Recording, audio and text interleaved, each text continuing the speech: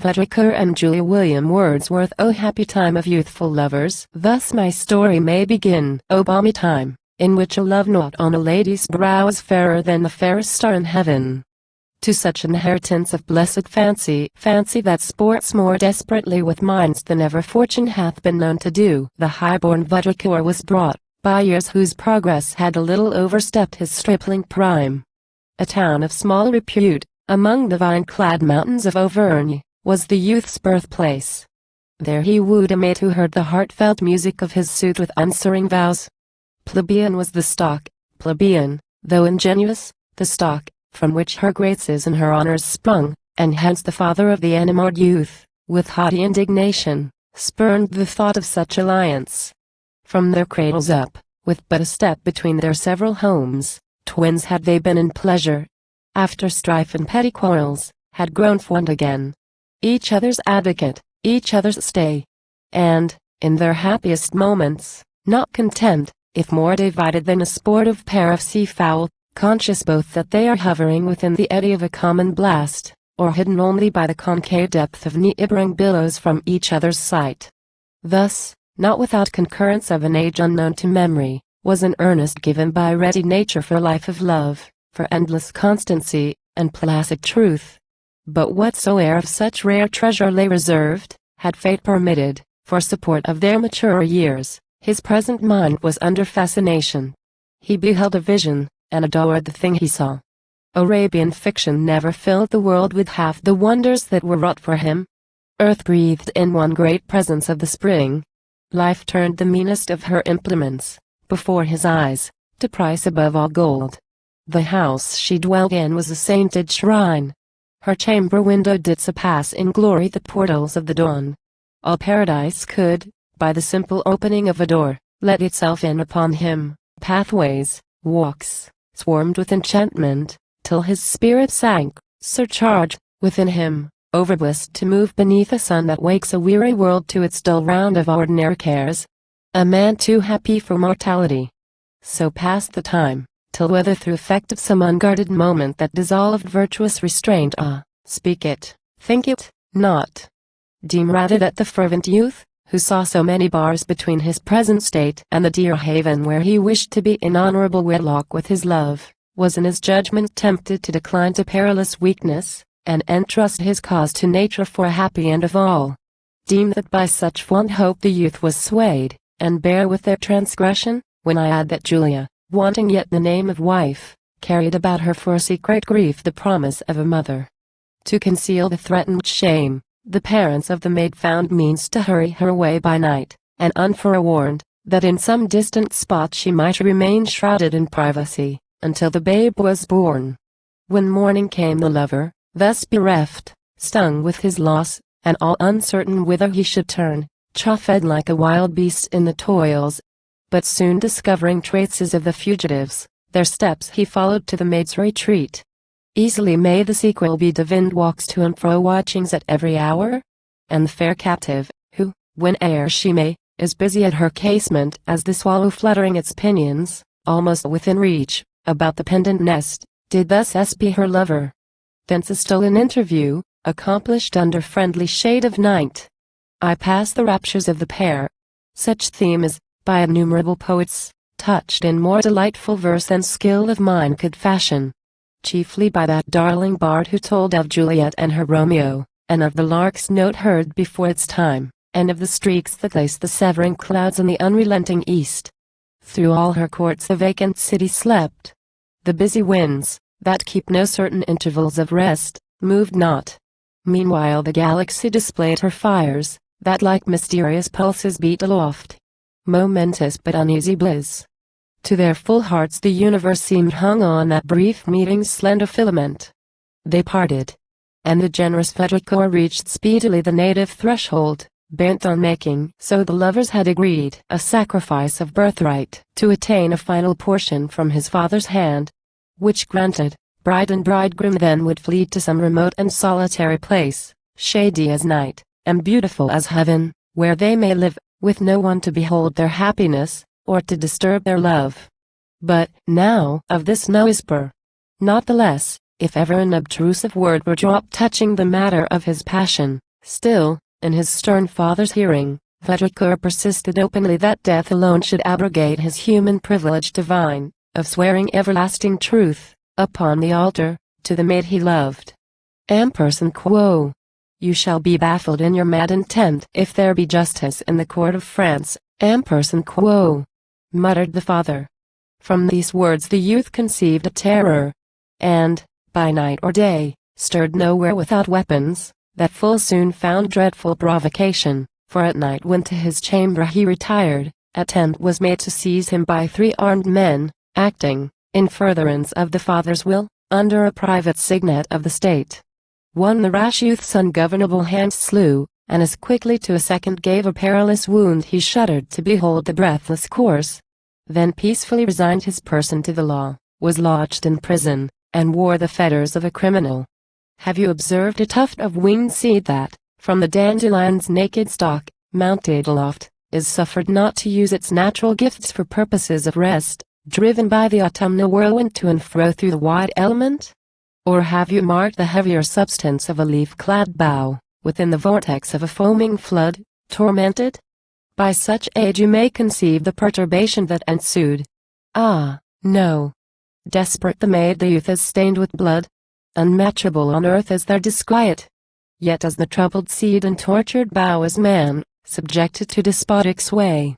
For him, by private influence with the court, was pardon gained, and liberty procured. But not without exaction of a pledge, which liberty and love dispersed in air. He flew to her from whom they would divide him. He clove to her who could not give him peace. Yea, his first word of greeting was, Quo. All right is gone from me. My lately towering hopes, to the least fibre of their lowest root, are withered. Thou no longer canst be mine. I thine. The conscience-stricken must not woo the unruffled innocent. I see thy face, behold thee, and my misery is complete. Quo. Quo. One, are we not? Quo. Exclaimed the maiden. And quo. One, for innocence and youth, for weal and woe. Quo. Then with the father's name she coupled words of vehement indignation. But the youth checked her with filial meanness, for no thought uncharitable crossed his mind, no sense of hasty anger rising in the eclipse of true domestic loyalty, did he e'er find place within his bosom.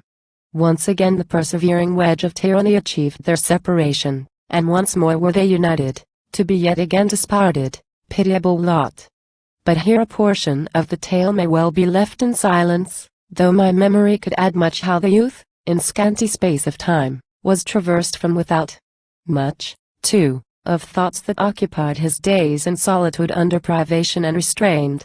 And what, through dark and shapeless fear of things to come, and what, through strong compunction for the past, he suffered breaking down in heart and mind.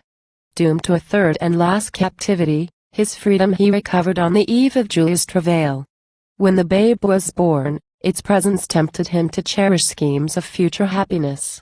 Quo. You shall return, Julia, Quo.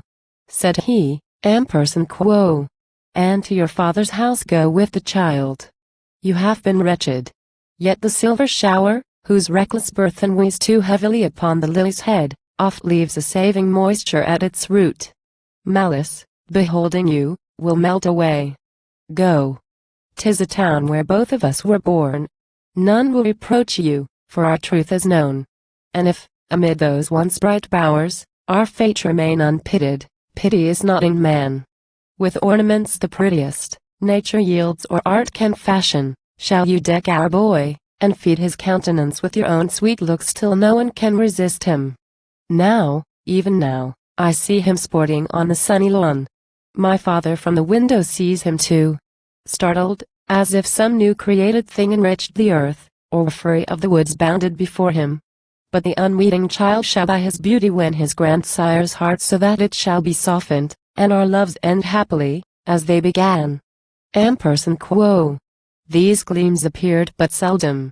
Oftener was he seen propping a pale and melancholy face upon the mother's bosom, resting thus his head upon one breast, while from the other the babe was drawing in its quiet food. That pillow is no longer to be thine, fond youth. that mournful solace now must pass into the list of things that cannot be. Unwedded Julia, terror-smitten, hears the sentence, by her mother's lip pronounced, that dooms her to a convent. Who shall tell, who dares report, the tidings to the lord of her affections? So they blindly asked who knew not to what quiet depths a weight of agony had pressed the sufferer down. The word, by others dreaded, he can hear composed and silent, without visible sign of even the least emotion. Noting this, when the impatient object of his love upbraided him with slackness, he returned no answer, only took the mother's hand and kissed it. Seemingly devoid of pain, or care, that what so tenderly he pressed, was a dependent on the obdurate heart of one who came to disuniite their lives forever's ad alternative. Preferred, by the unbending parents of the maid, to secret spousals meanly disavowed. So be it. In the city he remained a season after Julia had withdrawn to those religious walls. He, too, departs who with him? Even the senseless little one. With that sole charge he passed the city gates, for the last time, attendant by the side of a close chair, a litter, or sedan, in which the babe was carried. To a hill, that rose a brief league distant from the town, the dwellers in that house where he had lodged accompanied his steps, by anxious love impelled. They parted from him there, and stood watching below till he had disappeared on the hilltop. His eyes he scarcely took, throughout the journey, from the vehicle slow-moving ark of all his hopes. That veiled the tender infant, and, at every inn, and under every hospitable tree at which the bearers halted or reposed, laid him with timid care upon his knees, and looked, as mothers ne'er were known to look, upon the nursling which his arms embraced. This was the manner in which Vaudracour departed with his infant, and thus reached his father's house, where to the innocent child admittance was denied. The young man spake no word of indignation or reproof, but if his father begged, a last request, that a retreat might be assigned to him where in forgotten quiet he might dwell, with such allowance as his wants required. For wishes he had none. To a lodge that stood deep in a forest, with leave given, at the age of 24 summers he withdrew. And thither took with him his motherless babe, and one domestic for their common needs, an aged woman. It consoled him here to attend upon the orphan, and perform obsequious service to the precious child, which, after a short time, by some mistake or indiscretion of the father, died. The tale I followed to its last recess of suffering or of peace, I know not which, theirs be the blame who caused the woe, not mine. From this time forth he never shared a smile with mortal creature. An inhabitant of that same town, in which the pair had left so lively a remembrance of their griefs, by chance of business, coming within reach of his retirement, to the forest lodge repaired, but only found the matron there, who told him that his pains were thrown away, for that her master never uttered word to living thing, not even to her. Behold! While they were speaking, Vaudracour approached. But, seeing someone near, as on the latch of the garden gate his hand was laid, he shrunk and, like a shadow, glided out of view. Shocked at his savage aspect, from the place the visitor retired. Thus lived the youth cut off from all intelligence with man, and shunning even the light of common day. Nor could the voice of freedom, which through France full speedily resounded, public hope, or personal memory of his own deep wrongs, rouse him, but in those solitary shades his days he wasted, an imbecile mind,